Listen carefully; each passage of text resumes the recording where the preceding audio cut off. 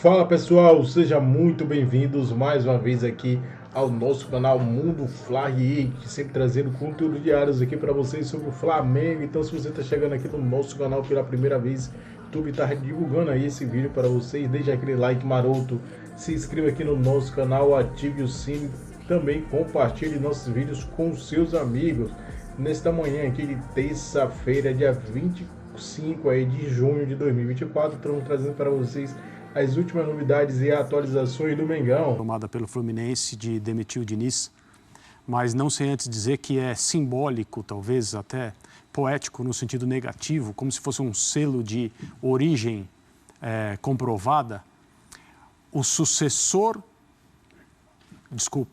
antecessor do atual técnico da seleção brasileira ser demitido no mesmo dia que o seu sucessor estreia num torneio oficial pela seleção. Tudo isso num decorrer de alguns meses. Então, o que aconteceu com o Diniz nos últimos 6 meses? Ele ganha a Libertadores e é mundialmente aclamado. Não vamos nos esquecer das matérias no New York Times, em outros veículos de comunicação especializados em futebol, na Itália, na Espanha. Eu estou tentando me lembrar dos que eu vi. E deve ter tido mais, porque essas coisas elas vão se propagando também. Mas eu lembro do New York Times, o Diniz sendo apresentado como um dos raros treinadores do mundo que tem uma ideia de futebol diferente, que seria uma resposta ao popular jogo posicional, que durante muito tempo foi a plataforma que se tentou copiar, tanto em clubes quanto em seleções. Aí ele inicia a temporada, não tão bem, mas ganha a Recopa, volta a ser aclamado, seleção brasileira, o auge da carreira de um técnico, numa situação em que estava determinado que ele iria embora, independentemente do que acontecesse, porque hoje o Brasil deveria estrear na Copa América com o Carlo Ancelotti no comando. No dia em que o Ancelotti decidisse a Liga dos Campeões, ele ia apresentar a lista de convocados da seleção brasileira. Disseram isso para você, fã de esportes. Você acreditou. Teve gente que bancou essa informação. Não. Tranquilo, o Ancelotti vai convocar a seleção. Mas e se o Real Madrid for à final da Liga dos Campeões? Não tem problema nenhum. Ele manda a lista, sem problemas. Muita gente acreditou nisso. Muita gente desse lado aqui, não aqui nesse estúdio, mas muita gente aí também. Mas só en passant por esse detalhe. E aí o Diniz sai da seleção brasileira, onde ele acumulou 2 cargos, uma coisa um pouco controversa. Ele tem que compartilhar as responsabilidades por isso, porque não é algo normal um técnico dirigir uma seleção do porte da seleção brasileira e continuar trabalhando no seu clube. Mas aí ganha a Recopa, volta a ser elogiado, continua o ano e de uma hora para outra ele é demitido. Para mim, essa é mais uma prova, e é algo que a gente pode discutir em outras situações. O futebol brasileiro como ambiente não aceita um time em má fase. Não aceita. Os dirigentes não aceitam, a torcida que vai ao estádio não aceita, a arquibancada virtual não aceita, os próprios treinadores já se acostumaram a não aceitar. E aí a gente vai poder falar do Cuca daqui a pouco. Então, se o Diniz estivesse num início de trabalho, como é o caso da maioria dos seus colegas aqui no Brasil, e os resultados não aparecessem, eu não estou falando de extremos como o que aconteceu no Vasco, mas um início de trabalho que não dá certo, mais ou menos Carpini no São Paulo. A demissão é certa, a demissão é quase que automática. Mas no caso dele existe durante a Copa América. E mais uma vitória no meio dessa guerra, que é a Copa América para o Flamengo. Já trouxemos esse recorte muitas vezes aqui dos desfalques do Flamengo. Eu quero que você fale dos destaques do Flamengo nessa partida, Vene Casagrande. Eu acho que o grande destaque do Flamengo nessa partida, e como tem sido aí nos últimos jogos, foi o espírito vencedor, o espírito resiliente da equipe do Flamengo. Ou seja, o conjunto. Eu acho que o Flamengo mereceu vencer a partida. Muita gente, muitos tricolores dizem foi uma vitória em cima de um pênalti duvidoso ou um pênalti que não existiu. A gente pode até debater se o pênalti foi ou não. Fato é o seguinte, o Flamengo foi amplamente melhor que o Fluminense durante todo o jogo, durante os 90 minutos. Estamos falando de um Fluminense que foi finalizar a gol aos 21 minutos do segundo tempo apenas. E não foi numa finalização ao gol. Muito pelo contrário, nos 3 últimos jogos contra o Flamengo, o Fluminense não finalizou ao gol do Rossi. Só para vocês terem noção como o Fluminense jogou mal. Mas o Fluminense jogou mal porque o Flamengo utilizou de uma boa estratégia. Estratégia essa que todos os adversários vêm utilizando diante do Fluminense. Marcação sobre pressão. Só no primeiro tempo o Flamengo teve pelo menos 3 chances de abrir o placar e não aproveitou as oportunidades. Tudo bem, as chances não foram criadas através de jogadas trabalhadas do Flamengo. Foram criadas através de erros do adversário, no caso do Fluminense. Mas isso aconteceu porque o Flamengo teve uma estratégia extremamente inteligente de pressionar o adversário e o adversário novamente mostrou aqueles erros que vem mostrando nos últimos jogos. Não é à toa que atualmente está na lanterna da competição. Dito isso, o Flamengo foi muito melhor, mereceu a vitória. Óbvio que poderia ter feito um placar mais elástico, não aproveitou as oportunidades, mas eu quero destacar a boa partida novamente do Gerson, boa partida novamente do Léo Ortiz, e eu quero falar de um jogador que já foi muito criticado pela torcida rubro-negra e atualmente merece elogios. É o lateral direito Wesley. Fez uma grande partida diante do Fluminense, nos outros jogos já havia atuado bem e tem dado conta do recado na ausência do Varela. Então o conjunto do Flamengo foi um conjunto muito bom, parabéns ao técnico Tite, que soube explorar os erros do adversário, erros que todo mundo já sabe, só o Fernando Diniz parece que não enxerga esses erros, e aí o Flamengo conseguiu uma vitória extremamente importante no Clássico e se mantendo na liderança. E repito, eu acho que a grande ideia do Flamengo durante a Copa América é não se afastar dos líderes, só que está conseguindo fazer aquilo que pouca gente imaginava, jogar bem, mesmo com muitos desfalques, e continuar na liderança. E do lado de lá, ô Lucas Pedrosa, ou do lado de cá, não sei quem tá assistindo é tricolor, ou é Flamengo, ou é que nem a gente, tava só assistindo ao Clássico,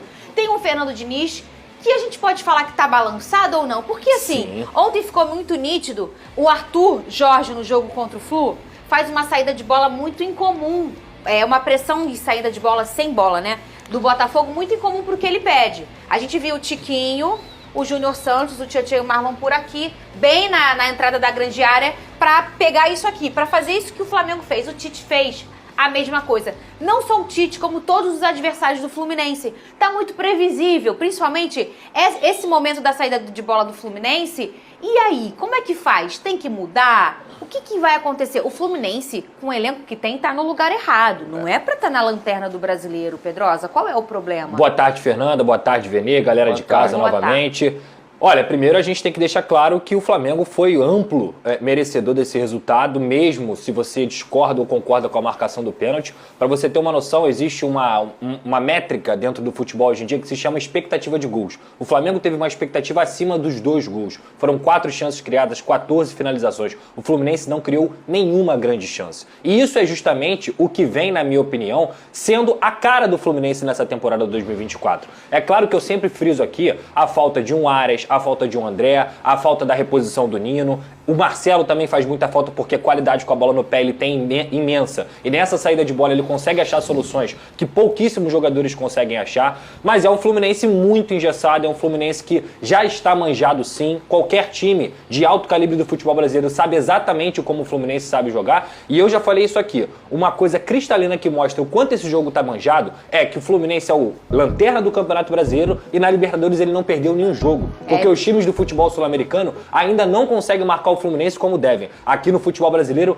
todo mundo já aprendeu, ou a maioria já aprendeu. Então é o Fluminense que usa Cano e John Kennedy lá na frente, pouquíssima movimentação, engessado. Se você for parar para perceber, o Fluminense é vulnerável. O Fluminense era vulnerável desde o ano passado. Sabe qual é a diferença? O Fluminense era muito mais efetivo ofensivamente do que está sendo atualmente. Então era o Fluminense mais agressivo, que mesmo que tomasse gol, conseguia criar chances para vencer o jogo. Quantas vezes a gente viu o Fluminense, às vezes sair por 1, por 2 atrás do placar e buscar um empate, buscar uma virada, porque tinha agressividade. O estilo de jogo do Fernando Diniz está manjado. A verdade é essa. Eu sei que ele pode não gostar de ouvir isso. Eu sei que é o trabalho da vida dele. Mas se ele não entender que ele precisa mudar e fazer um time mais vertical, fazer um time com mais repertório, infelizmente, o trabalho dele está fadado ao fracasso nessa temporada. E isso, obviamente, não é só uma responsabilidade dele. Mas se a sua pergunta é, Fernando Diniz está balançando? Ele está balançando em muito, Fernando, porque já há várias correntes dentro do Fluminense querendo a demissão do técnico. Porque tem um momento que é o retoque. Ele perdeu o Nino, perdeu o André.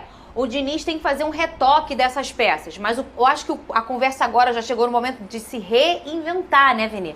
Não é mais só um problema das peças ausentes. Claro que vai sempre ser, né? gente tá falando de Nino, de André, mas eu tô falando de reinventar. E tem algumas escolhas aí do Fernando Diniz, justamente contra o Flamengo, que a gente precisa questionar. Não faz o menor sentido ele manter o Gabriel Pires durante tanto tempo em campo. Gabriel Pires errou muita saída de bola, jogou muito mal. E ele manteve o Gabriel Pires durante muito tempo. E outra, por que ele colocou o Calegari? Não faz sentido também. O Calegari, mesmo o Bruno Henrique jogando muito mal, o Bruno Henrique fez uma das piores partidas com a camisa do Flamengo, jogando muito mal. E mesmo assim, o Bruno Henrique conseguiu levar a melhor em cima do Calegari, algumas vezes, inclusive no lance do pênalti, que na minha opinião foi pênalti. Já dando aqui minha opinião, achou que foi pênalti? Eu achei que foi pênalti. Acho que o Calegari ele fez falta em Bruno Henrique. E mesmo assim, o Bruno Henrique conseguiu levar a melhor em cima desse jogador. Tem ainda essas escolhas que a gente não consegue entender porque o Diniz faz. Agora, tem que ressaltar também o trabalho do Tite. O Tite fez substituições durante o jogo que conseguiram ajudar ainda mais o desempenho da equipe. Colocando o Alan, por exemplo, o Alan novamente entrando muito bem durante o jogo. Então, acho que o Fernando Diniz, concorda com o Pedrosa, se ele não mudar, se ele não entender que de fato ele precisa fazer alterações no estilo de jogo dele, está fadado ao fracasso e é perigoso. Porque eu acho que dos times que estão lá na zona de rebaixamento ou que estão brigando para sair do Z4, para fugir do Z4, o Fluminense é o único que não entendeu o momento que ele está vivendo. E parece que o Fluminense está tudo bem, obrigado. Você assiste a entrevista coletiva do Fernando Diniz, ele bota a vitória do Flamengo em cima de um erro de arbitragem na visão dele, sendo que é um pênalti totalmente discutível. Na verdade, ele precisa entender que o Flamengo foi muito melhor que o time dele. Muito melhor. E por que foi muito melhor? É isso que ele precisa trabalhar internamente junto com a comissão técnica. E em relação ao Flamengo, que o Flamengo siga jogando bem dessa maneira. Tem mais um jogo importante na quarta-feira diante do Juventude. Aliás, o Fábio salvou mais uma vez. Eu queria perguntar pro Venê, o Flamengo não tá jogando mais bola sem os convocados? Do que com os convocados? Não responde agora. Nossa, é uma boa pergunta, Não Pedrosa. responde. Eu não esperava. Eu tô Peraí. pensando, vou ser sincero. Pensa, eu vou dar um recado, eu quero a sua resposta na volta. Também quero saber de você se foi pênalti ou não. Tá. E detalhes da super informação que trouxe o Lucas Pedrosa rapidamente. Venê, você acha que tá jogando melhor sem os convocados, o Flamengo? Melhor não, mas continua jogando bem, algo que surpreende. Mas o grande problema de não ter esses jogadores à disposição é que o Flamengo fica sem peça de reposição no banco de reservas. Exemplo, Bruno Henrique ontem estava jogando muito mal. Se tivesse alguém à disposição, eu acho que ele teria colocado alguém na vaga do Bruno Henrique. Te respondi, Pedro? Respondeu. Falar em Bruno Henrique rápido também. Foi pênalti no Bruno Henrique ou não foi? No mundo ideal que eu entendo de futebol, eu acho que não foi nada. Nem falta do Bruno Henrique e nem pênalti. Só que a regra, no momento ali, ela diz que o Calegari, e eu acho que isso aconteceu, ele atrapalha o Bruno Henrique. E a gente tem que levar em consideração que o Bruno Henrique estava plenamente no domínio da bola. Ele poderia ter feito gol. Eu acho que o Calegari não teve intenção nenhuma de derrubar o Bruno Henrique. Mas ele acabou derrubando. Repito, pra mim não foi falta do Bruno Henrique, disputa por espaço, e pra mim eu não daria o pênalti também. Eu acho que é uma disputa qualquer de jogo. Mas eu entendo completamente quem acha que foi pênalti. Eu acho que também é bom falar, esse escândalo que estão tratando é um absurdo, tá? Não tem nada de escândalo, é um lance completamente normal, que é normal você achar que foi pênalti e é normal você achar que não foi. Decisão normal. Agora, tem que saber se esse critério vai ser mantido no Campeonato Brasileiro. Ele tá feliz! Foi na administração Bandeira. E uma série, 4 campeonatos cariocas, só não foi tetra porque o senhor Vitor Pereira entregou o tetra mais fácil que o Flamengo poderia ter. Mas em 5 anos ganharam 4. E por aí vai. O estádio do Flamengo é um golaço. É um golaço, não resta a menor dúvida. Haroldo Monteiro, RMP, impressionante. Nenhuma mídia falou dos pênaltis não marcados. Somente alegam que o Flamengo... Gente, eu vou dizer uma coisa para você. Foram 3 pênaltis. Foram 3 pênaltis. Não tem papo. Houve um empurrão do Samuel Xavier no Bruno Henrique, com as 2 mãos nas costas do Bruno Henrique, com o Bruno Henrique dentro da área, pronto para concluir. Gente, como é que isso não é pênalti? O VAR nem chamou. O Bruno Henrique ganhou na corrida do Samuel Xavier, estava chegando próximo da pequena área, e o Samuel Xavier, com as 2 mãos, empurra o Bruno Henrique. Eu tenho até esse lance separado aqui no meu Twitter. Eu espero que isso não me gere... como é que eles chamam? Agora me fugiu o termo. Porque isso aqui, na verdade, é uma filmagem da arquibancada. Mas olhem isso aqui, gente. Olhem. Espera aí que eu tenho que botar primeiro. para dividir a tela. É impossível não ver isso, não achar isso pênalti. O juiz podia até estar mal colocado e não viu. Mas o VAR não ter chamado, isso é uma vergonha, gente. Olha só, filmagem da arquibancada.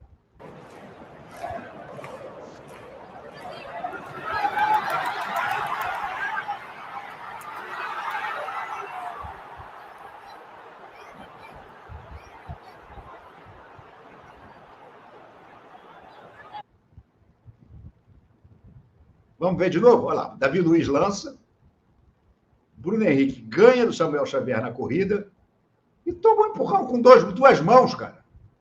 Com as duas mãos. Não foi uma só, não. Foi com as duas mãos. E o juizão segue o jogo. E o VAR nem sequer disse assim, vem cá, dá uma olhadinha aqui, porque eu acho que houve um empurrão. Nada. Isso foi pênalti. O do Ganso, do Davi Luiz, é um escárnio, é um escândalo. Ele aparece com a camisa do Davi Luiz na mão numa mão e na outra mão na cara do Davi Luiz. E aí os caras reclamam do pênalti que o Calegari levanta as pernas e derruba o Bruno Henrique. São os brincalhões. Brincalhões. Luísa, boa noite, RMP. 10 pontos em 4 jogos. Nem o mais fanático torcedor imaginaria. Acho que deu liga. Sairemos desse deserto ainda na liderança. Luísa, eu concordo com você. Concordo muito com essa história de que nem o mais otimista dos rubro-negros imaginava que o Flamengo ia ganhar 10 pontos em 12 possíveis nos 4 primeiros jogos da travessia do deserto. Ninguém imaginava. Nem o Tite. Garanto que se a comissão técnica do Tite fez uma projeção, ela não botou 10 pontos. Podia ter botado, talvez tenha botado uma derrota no Atlético Paranaense. Então seria no máximo 9. E o Flamengo conseguiu 10. É melhor do que qualquer projeção. Qualquer projeção. Começar a ler os superchats. Está aqui o Gustavo Barros, da MP. Se for possível, chama o Mauro César e o Fabrício Chica. Conhece o Fabrício Kika? Canal 4 Fla-Flus, ou seja, os Fla-Flus desse ano. O Fluminense não acertou uma bola no gol do Flamengo. A única que foi na direção bateu na trave. Então, ela não foi dentro da baliza. Fora essa, nenhuma. Nenhuma.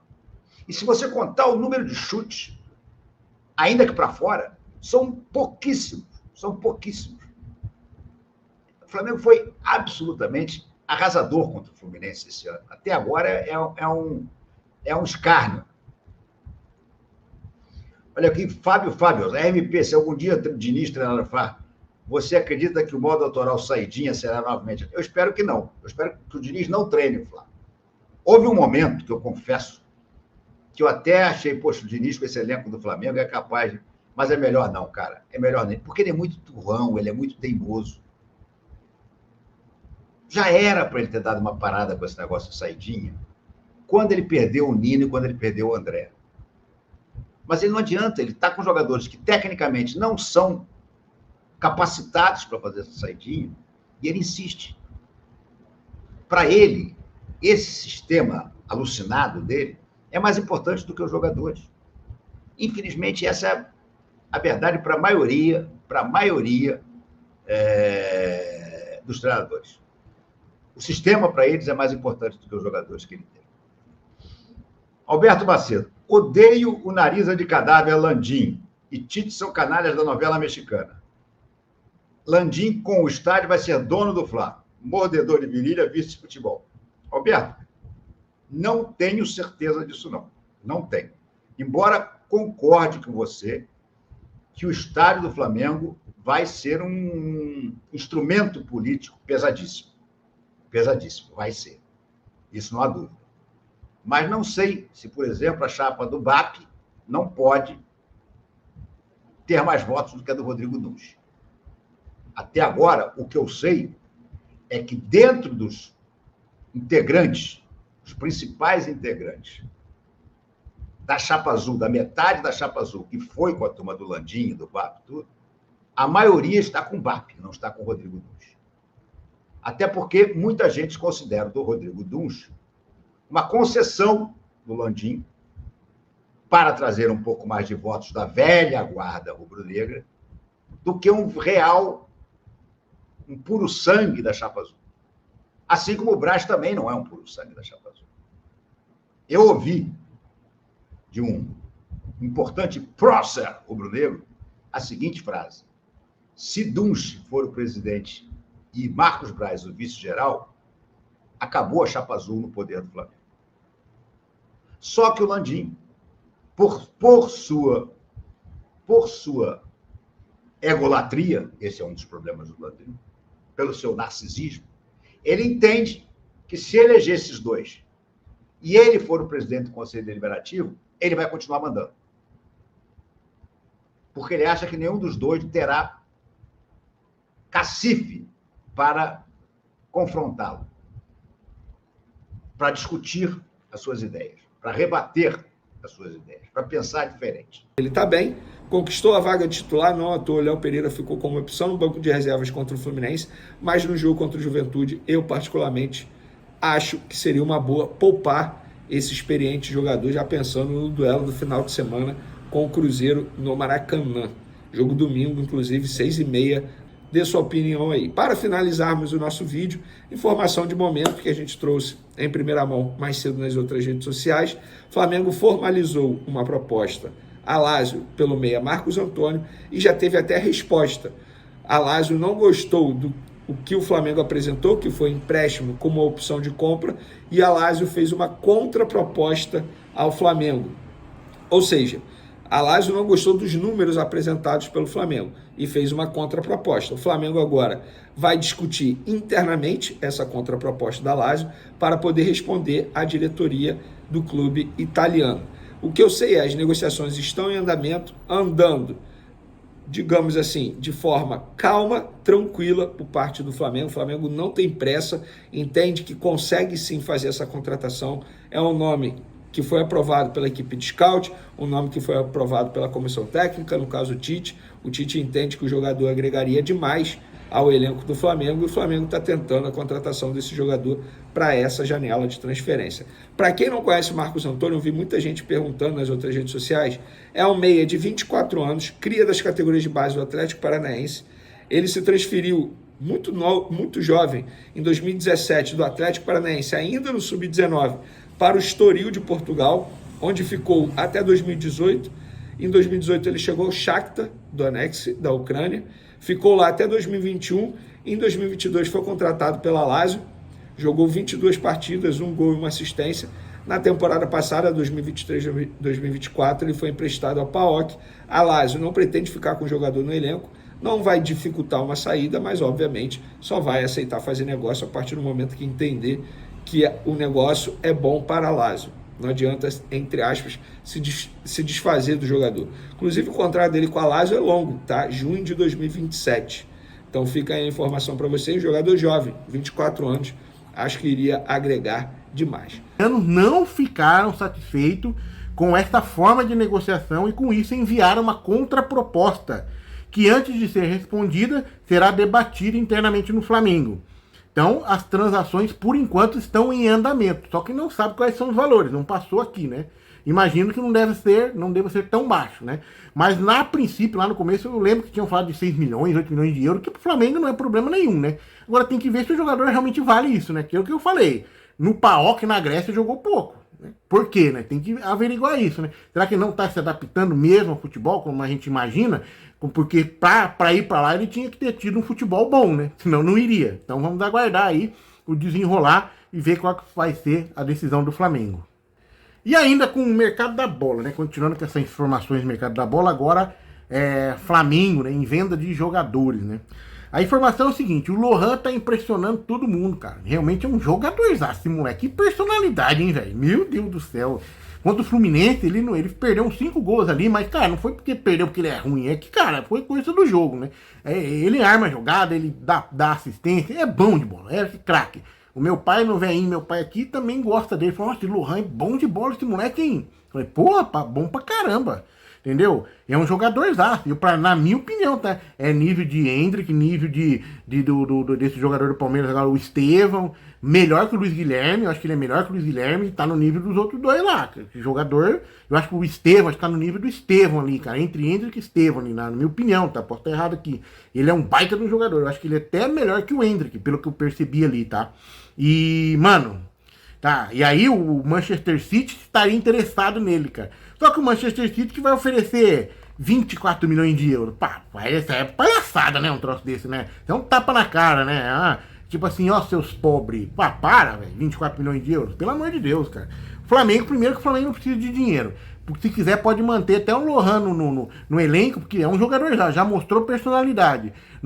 O Arrascaeta não tá jogando, ele tá jogando pra caramba, velho. Tá jogando pra caramba. Eu vou dizer, cara, esse moleque aí, menos de 60 milhões de euros, também não deve vender, não. Se for querer vender, né? Não precisa vender. Mas, cara, se for vender, 60 milhões de euros, o mínimo, o fixo ali, sabe? Eu acho que dá pra vender melhor do que o Palmeiras vendeu até o Estevão, porque eu acho que o Palmeiras podia ter pegado mais dinheiro no Estevão, tá? Podia ter pegado mais dinheiro, tá? Mais. É que tinha uma multa sem vergonha de 45 milhões de euros, a burrice dos caras, né? Que eu falo, olha a cagada, 45 milhões de euros só a multa. A multa tem que ser 100 milhões no mínimo, para poder negociar melhor. E aí os caras me pagaram a multa e deram metas, né? Olha só, daí pode chegar a 61 milhões de euros. E o Flamengo, eu não sei qual que é, se eu não me engano, a multa do Lohan era 50, ia para 100, eu não sei. Sei que, cara, não pode vender por menos de 60 milhões de euros esse moleque. Que o City que vai para PQP, velho. E eu falo aqui não como...